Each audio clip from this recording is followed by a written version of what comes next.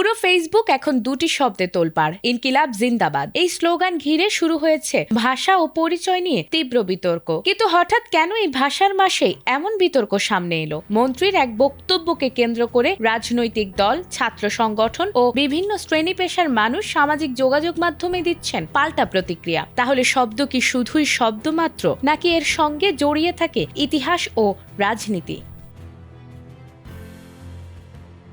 সম্প্রতি শহীদ দিবস ও আন্তর্জাতিক মাতৃভাষা দিবস উপলক্ষে আয়োজিত এক অনুষ্ঠানে বিদ্যুৎ, জ্বালানি ও খনিজ সম্পদ মন্ত্রী ইকবাল হাসান মাহমুদ টুকু বলেছেন, বাংলা ভাষাকে ধারণ করতে হলে ইনকিলাব জিন্দাবাদ চলতে পারে না। তার দাবি, এ শব্দ বন্ধের সঙ্গে বাংলার কোনো সম্পর্ক নেই। বাংলাকে যদি মায়ের ভাষা বলতে হয় তাহলে ইনকিলাব জিন্দাবাদ চলবে না। এগুলো আমাদের ভাষা না। বাংলাকে যদি ধারণ করতে হয়, বাংলাকে যদি আমার মায়ের ভাষা বলতে হয়, তাহলে ইনকিলাব জিন্দাবাদ চলবে না।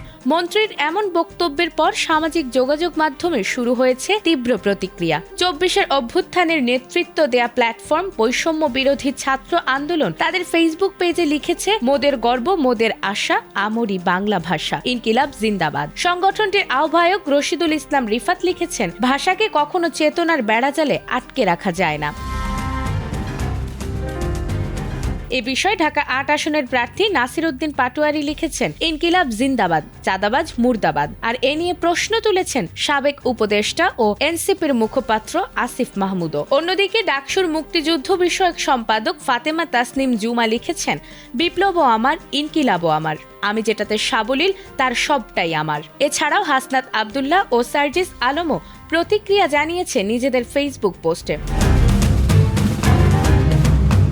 রাজনৈতিক বিশ্লেষকদের মতে ইনকিলাব জিন্দাবাদ স্লোগানটি উপমহাদেশের দীর্ঘ রাজনৈতিক ইতিহাসের অংশ। শব্দের উৎপত্তি যেখানেই হোক, দীর্ঘ ব্যবহারে তা ভাষার ভেতর জায়গা করে নেয়। ভাষা যেমন পরিবর্তনশীল, তেমনি রাজনীতির অভিঘাতেও শব্দের অর্থ ও ব্যবহার বদলায়। আর এখন ভাষা আন্দোলনের মাসেই ইনকিলাব জিন্দাবাদ নিয়ে নতুন বিতর্ক দেখছে দেশ। এটি কি কেবল একটি স্লোগান, নাকি ভাষা পরিচয়ের গভীর প্রশ্ন? সামাজিক মাধ্যমে চলছে সেই তর্ক বিতর্ক। নাজমুন নাহার জান্নাত, এটিএন বাংলা।